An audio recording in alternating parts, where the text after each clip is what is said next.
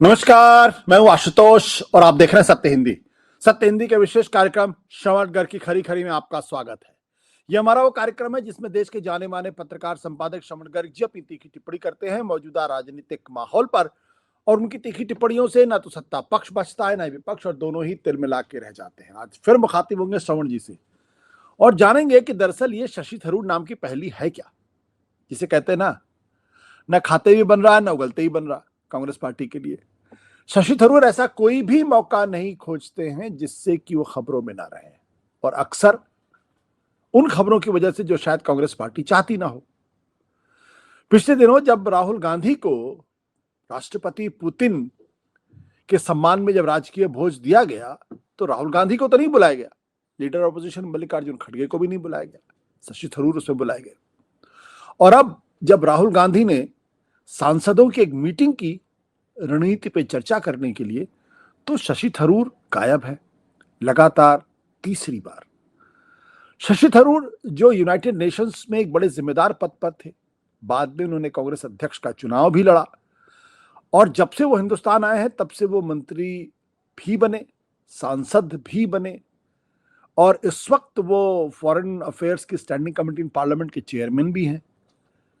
तो ऐसी कौन सी चीज है कि कांग्रेस पार्टी में उनकी पट नहीं रही। वो आते केरला से है, जहां भारतीय जनता पार्टी के लिए फिलहाल तो कोई स्पेस नहीं है। लेकिन चर्चा यह भी गर्म है कि शशि थरूर पार्टी छोड़कर बीजेपी ज्वाइन कर सकते हैं और वहां कोई बड़ा पद भी मिल सकता है। लेकिन ये चर्चा भी पिछले कई महीनों में निर्मूल साबित हुई, क्योंकि शशि थरूर उधर भी जाते हुए दिखाई नहीं पड़ रहे।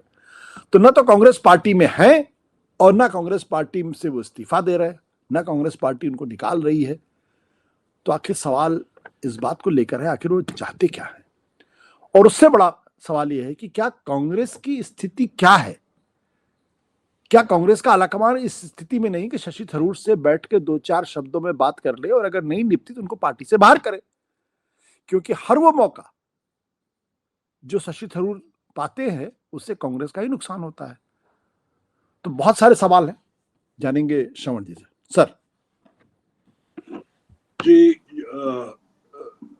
जिस समय कोई बड़ी ब्लॉकबस्टर चल रही हो सिनेमा में, तो दूसरे जो निर्माता निर्देशक हैं वो अपनी फिल्में लगाने से घबराते हैं। जैसे अभी धुरंधर चल रही है सारी जगह और खूब कमाई कर रही है, तो अच्छी फिल्में भी लोग नहीं लगा रहे हैं क्योंकि उनको लगता है पिट जाएगी। अब इस समय पॉलिटिकल थिएटर्स में अमित शाह की फिल्म लगी हुई है और आप ऐसे में थरूर की फिल्म को चलाना चाहते हैं।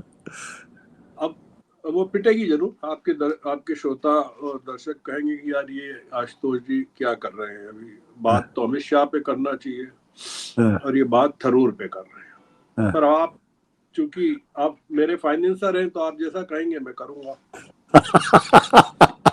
सर इसमें मैं तो चाहता हूं कि आप अमित शाह पे बात करें, और मुझे अच्छा लगेगा अगर अमित शाह पे बात करें। उस पर भी करेंगे, हाँ, उस पर जबरदस्त तरीके से कर सकते हैं। पर आज आपने चूंकि थरूर का कहा है इसलिए थरूर पे करते हैं। हम दोबारा से शुरू कर सकते हैं फिल्म। नहीं, अपन दोबारा कर लेंगे। हाँ ठीक है। देखिए, बीजेपी ने कहा है कि कांग्रेस में एक टीम राहुल है और एक टीम प्रियंका, और दोनों के बीच में जो तनाव है खुले में आ गया। ये बीजेपी की आज की खबर है जो आया है सोशल मीडिया में या वेबसाइट्स पर आया है। अब इसको ऐसे पढ़े कि बीजेपी की ये जो रुचि का कारण क्या होना चाहिए। इसका एक जो ट्रिगर है वो ये है कि उड़ीसा के एक फॉर्मल एमएलए ने, कांग्रेस के एमएलए ने एक चिट्ठी लिखी है, 5 पेज की चिट्ठी है अंग्रेजी में, और वो सोनिया गांधी को लिखी है कि खड़गे हटाओ प्रियंका लाओ। यानी उनका कहना है कि युवा नेतृत्व को आगे लाना चाहिए, प्रियंका को महत्वपूर्ण जिम्मेदारी सौंपना चाहिए। अब देखिए कि अब ऐसे टाइम पे जब कांग्रेस निपट रही है बीजेपी से, पार्लियामेंट में घमासान चल रहा है, कांग्रेस का एक फॉर्मर एमएलए चिट्ठी लिख रहा है 5 पेज की। और बीजेपी उसको इशू बना रही है, उसको हाईलाइट कर रही है कि देखिए ये टीम राहुल और टीम प्रियंका। बीजेपी की रुचि का कारण यह हो सकता है आशुतोष जी कि वंदे मातरम पर प्रियंका ने जिस तरह से धुलाई की बीजेपी की, और वोट चोरी पर राहुल ने की, और इन दोनों की जो जुगलबंदी रही, उसने क्या किया कि टीम मोदी और टीम अमित शाह को अलग अलग खेमों में बांट दिया है। और ये पूरा का पूरा स्टेज मैनेज ड्रामा चल रहा है कि खड़के साहब 83 के हैं, प्रियंका 53 की हैं, तो नौजवानों को, नए लोगों को लाना चाहिए। अब आप कहेंगे कि इसका थरूर से क्या लेना देना, आप जो बातचीत तो थरूर पर हो रही है और आप ये क्या लेके बैठ गए। चिट्ठी में ये नहीं लिखा गया है कि खड़के हटाओ थरूर को लाओ। थरूर 69 के हैं और खड़के जी के मुकाबले काफी मतलब उम्र में जवान ही है वो। आपने जब कहा कि इन पर हम थरूर पर बात करेंगे, तो मैंने उनके बारे में पढ़ा, थरूर के बारे में, और जानकारी निकाली। भारत की राजनीति में थरूर से ज्यादा पढ़ा लिखा और समझदार एक भी नेता नहीं है, मेरा ऐसा मानना है। जितनी उपलब्धियां, जितनी डिग्रियां, जितने सम्मान उनके पास हैं, अलावा इसके कि वो 2009 से पार्लियामेंट के मेंबर हैं तिरुवनंतपुरम के, साहित्य अकादमी का पुरस्कार उनके झोली में है, और भी कई उपलब्धियां हैं। देखिए, थरूर ने खड़के के खिलाफ चुनाव लड़ा था। अब आप अगर अतीत में जाएं तो कांग्रेस ने अपने ही ऑफिशियल कैंडिडेट को हरवा दिया था राष्ट्रपति पद के चुनाव में, और अपना पूरा जो वजन है वो इंडिपेंडेंट गिरी साहब के साथ जोड़ दिया था। कांग्रेस के लोगों ने ये जिसे चिट्ठी लिखी, उसमें थरूर को जिताने की या थरूर को लाने की बात नहीं कही। वो इसलिए कि दरार अगर डालना है कांग्रेस में तो प्रियंका का नाम लिखो, तो उससे दरार दिखेगी। टीम राहुल, टीम प्रियंका को बीजेपी एक्सप्लॉइट कर सकेगी। और अगर लोग वास्तव में ये कहते हैं कि नौजवानों को लाना चाहिए, तो खड़के को जिता दे ही नहीं, थरूर को जिता दे। देश भर में थरूर भी घूमे, खड़के भी घूमे। देखिए, थरूर एक पहेली इस मायने में है आशुतोष जी कि बीजेपी को उनकी जरूरत है थरूर की, पर वो 50 करोड़ के एक बॉयफ्रेंड की तरह है बस। मतलब उससे ज्यादा नहीं। वो उनका इस्तेमाल करना चाहती है। बीजेपी चाहती होगी, मैं कह रहा हूं चाहती नहीं है, मैं ऐसा नहीं कह रहा हूं कि है, चाहती होगी कि वे एक दक्षिणपंथी स्लीपर सेल की तरह लेफ्ट वार्म सेकुलर कांग्रेस में बने रहे। मतलब अगर बीजेपी का एक स्लीपर सेल इतना समझदार कांग्रेस में एक एडिटेंट के तौर पर बना रहता है, तो उससे बीजेपी का ही फायदा है।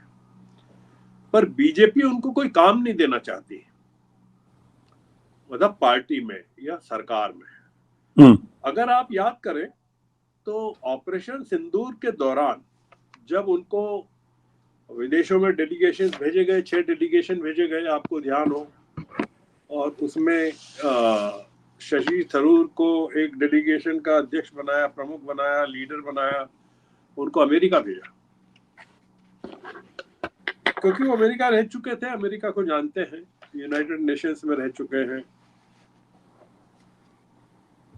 तो जितने असंतुष्ट थे सबको बीजेपी ने पकड़ के भेजा। शशि थरूर, सलमान खुर्शीद, आनंद शर्मा, मनीष तिवारी, ये सब शामिल हुए और गए अलग अलग जगहों पर, और उनका सबका उपयोग उन्होंने उसी तरह किया बीजेपी ने जैसे गुलाम नबी आजाद का किया। मतलब आज भी आप पाएंगे कि गुलाम नबी आजाद की कोई पॉलिटिकल हैसियत नहीं है। थरूर को डेलीगेशन का हेड बनाकर यूएस भेजा और शशि थरूर कांग्रेस की मर्जी के खिलाफ वहां गए और उन्होंने नरेंद्र मोदी की तारीफ में गाने गाए वहां जाकर और ऑपरेशन सिंदूर की तारीफ की। तो इसके नतीजे में उनको बीजेपी ने क्या दिया? उनको नतीजे में वीर सावरकर अवार्ड दिया। उनको फॉरेन मिनिस्टर नहीं बनाया। जयशंकर और पावरफुल हो गए उसके बाद से। आप देख रहे हैं जयशंकर ही सब कुछ है। मेरा ऐसा एक अनुमान है। वो खैर वीर सावरकर अवार्ड उन्होंने लेने से मना कर दिया, ये अच्छा ही किया। बीजेपी के लिए थरूर की जो जरूरत है, मैं ऐसा मानता हूं, वो अभी केरल के चुनाव तक है ज्यादा जरूरत, क्योंकि थरूर काफी पॉपुलर है वहां। जैसा मैंने कहा 2009 से वो चुनकर आ रहे हैं लगातार वहां से, तिरुवनंतपुरम से 4 बार चुन के आ रहे हैं। पर केरल में जो कांग्रेस है वो उनको इम्पोर्टेंस नहीं दे रही है, मतलब कोई उनको भाव नहीं दे रही है, महत्व नहीं दे रही है, और थरूर को इस समय छेड़ना भी नहीं चाहती है कांग्रेस, क्योंकि उससे क्या होगा कि फायदा कम होगा और नुकसान ज्यादा होगा। आपको आश्चर्य होगा कि इस समय केरल में चर्चा में क्या है। थरूर का एक आर्टिकल है जिसको लेकर कांग्रेस परेशान है। उसमें थरूर ने आपातकाल के दौरान इंदिरा जी और संजय गांधी द्वारा के नेतृत्व में हुई जातियों का जिक्र किया है और उन्होंने बताया है कि किस तरह से लोगों के मानवाधिकारों का उल्लंघन हुआ, उनको सताया गया। तो अब आप बताइए कि ऐसे में कौन सी पार्टी उनको उनका राज तिलक करेगी, मतलब वो अगर इस तरह से कर रहे हैं। अलावा इसके कि वो थरूर अपनी किसी न किसी बात को लेकर चर्चा में बने रहते हैं, विवादों में बने रहते हैं। उनका एक कहना है और जो वाजिब है, और वो ये है कि कांग्रेस में उनकी योग्यता का उपयोग नहीं हो रहा है और एक फ्रस्ट्रेशन है। मसलन उनको बोलने नहीं दिया जाता। अगर आपने ऑपरेशन सिंदूर पर जो बहस में भी लिस्ट देखी होगी, अभी भी देखी होगी आपने, इलेक्शन वोट चोरी पर देखी होगी, तमाम चोरी पर देखी होगी। इसका एक कारण यह हो सकता है कि थरूर इतने ज्यादा योग्य हैं कि उनकी प्रतिभा का उपयोग करने से कांग्रेस भी डरती है और बीजेपी भी डरती है।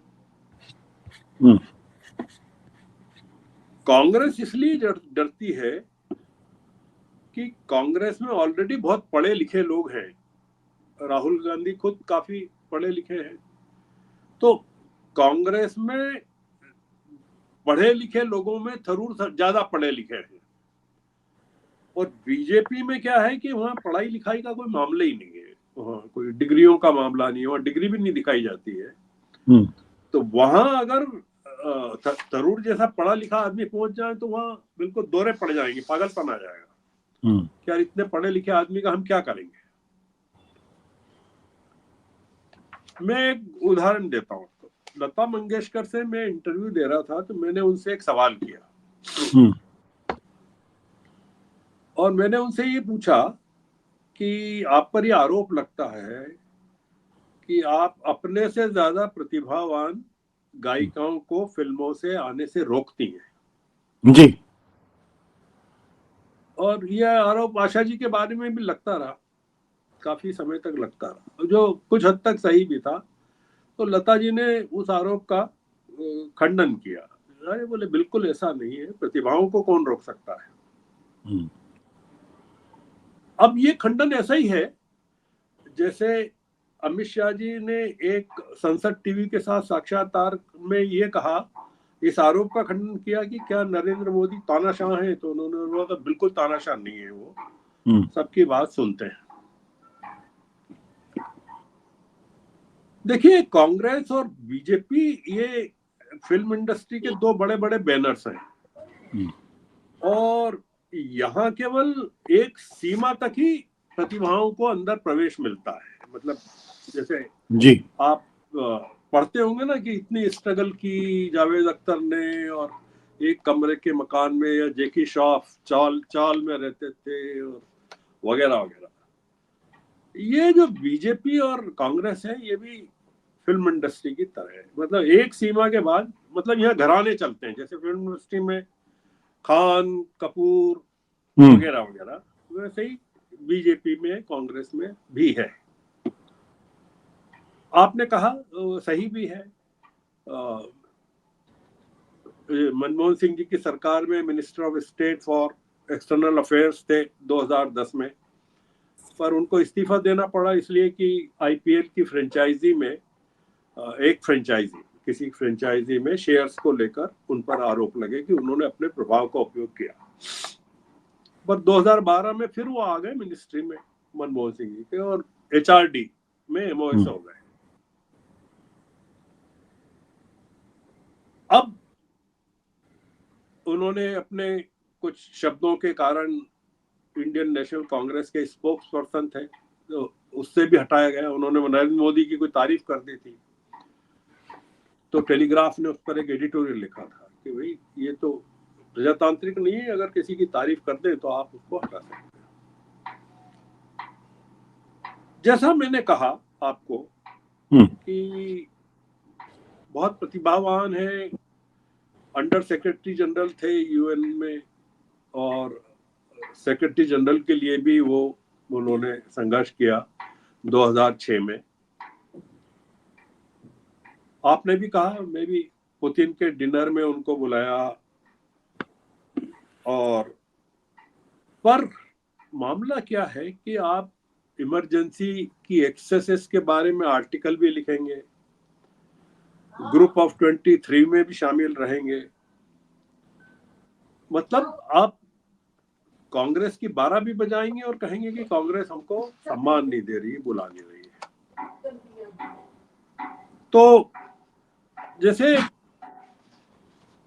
गहलोत जो है, अशोक गहलोत, उन्होंने एक सेंटेंस का उपयोग किया था सचिन पायलट और उनके बीच में जब संघर्ष चला राजस्थान में, तो उन्होंने सड़क पे एक सेंटेंस का उपयोग किया जो राजस्थान में कॉमन है। मतलब मैं चूंकि समझता हूँ उसको, राजस्थान का हूँ। उन्होंने कहा कि सोने की छुरी हो तो उसको पेट में तो नहीं डाल सकते, पेट में नहीं घुस कर सकते। तो शशि थरूर सोने की छुरी है, इसमें कोई शक नहीं। अब वो कांग्रेस को अगर आत्महत्या करना हो तो वो पहली सुलझ जाएगी, पर वो कांग्रेस इस मूड में है नहीं। तो हमारी चर्चा का आखिरी सेंटेंस मेरा ये है आशुतोष जी, राजनीति की जुबान में अगर कहना हो तो शशि थरूर ऐसे कांग्रेसी घुसपैठिए हैं जो बिना आरएसएस के लीगल डॉक्यूमेंट्स के बीजेपी के संपर्क में बने हुए हैं और बीजेपी उन्हें अपने मेहमानों की वोटर लिस्ट में बनाए रखना चाहती है और कांग्रेस उसके लिए कोई संघर्ष नहीं करना चाहती है। कांग्रेस के अपने कारण है। तो मैं समझता हूँ कि मैंने थरूर पर जो बातचीत है उसको थोड़ा सा इंटरेस्टिंग बनाने की कोशिश की। अब आपके जो दर्शक हैं, श्रोता हैं, उनको कितना मजा आएगा मैं नहीं कह सकता। मैंने थोड़ा सा उसको मसाला फिल्मों की तरह पेश किया है। जी, thank you sir, thank you.